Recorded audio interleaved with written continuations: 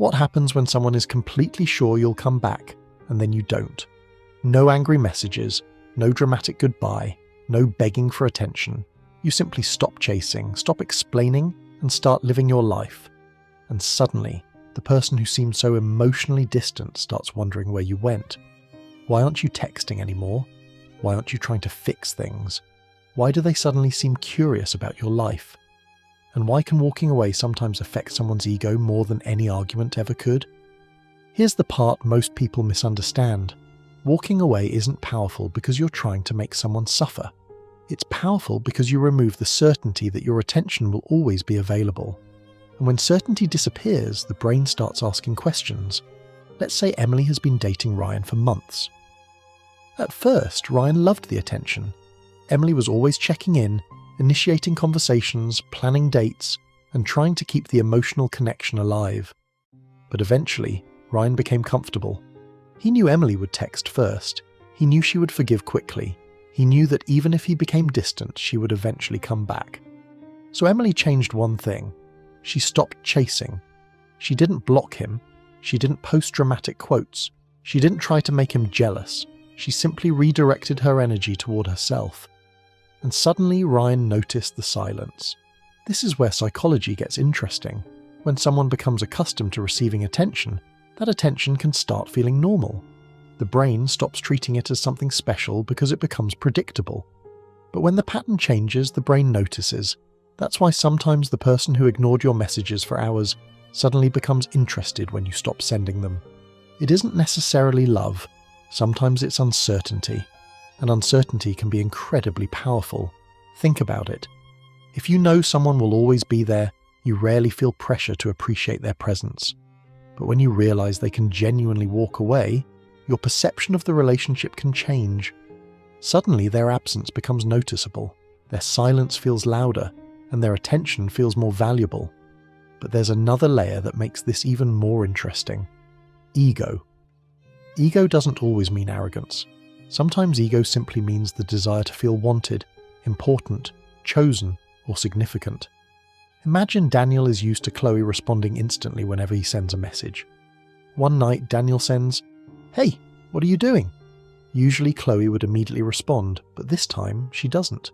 Not because she's playing a game, she's genuinely busy living her own life.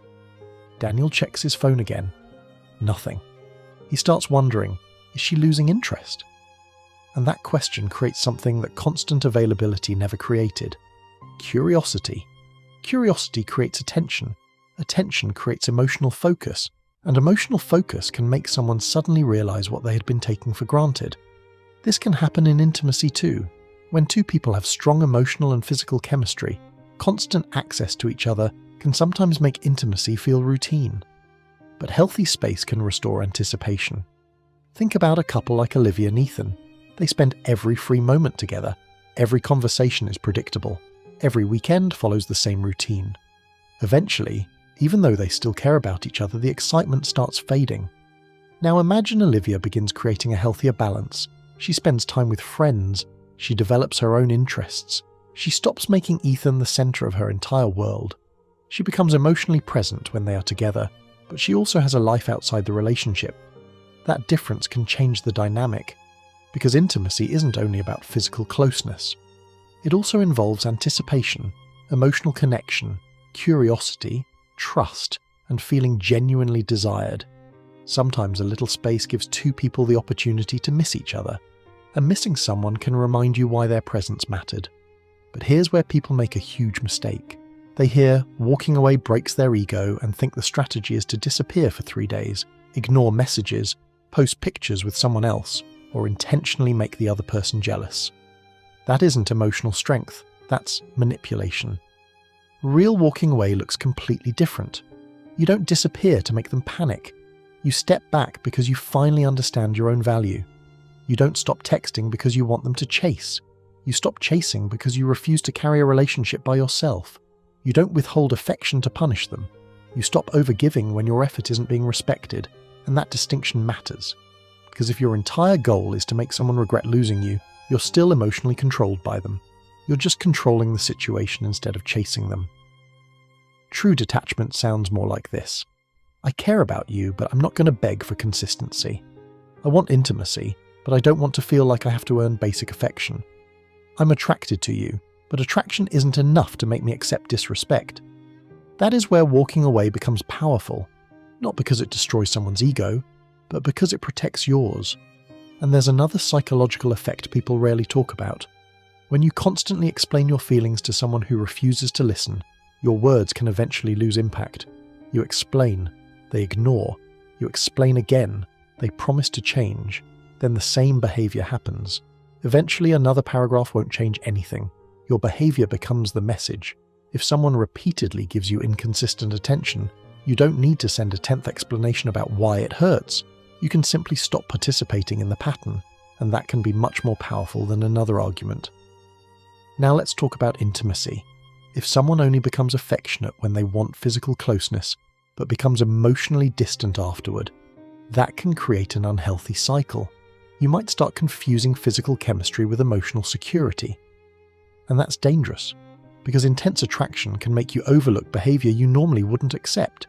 You can have incredible chemistry with someone and still be completely incompatible with them. You can feel desired in one moment and emotionally neglected in the next.